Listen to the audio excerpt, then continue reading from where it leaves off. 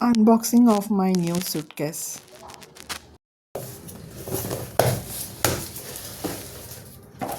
Built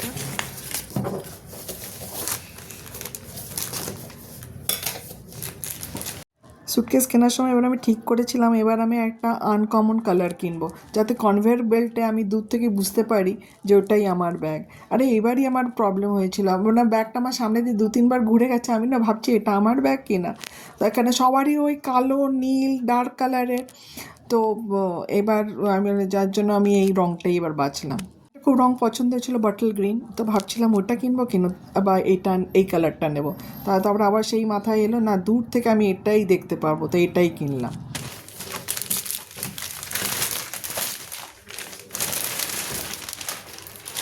বলছি কাটার পরে এটা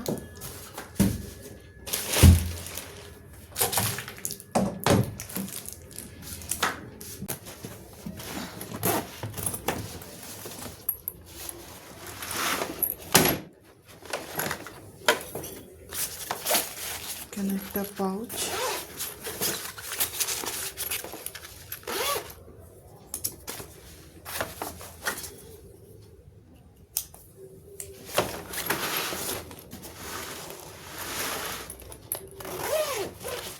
একটা পকেট, জিপ করা,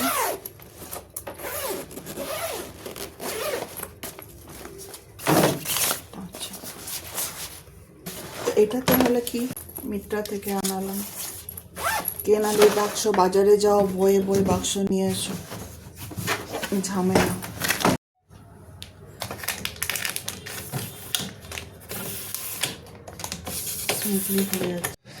আশা করি এবার হ্যান্ডেলটা শক্তপোক্ত হবে।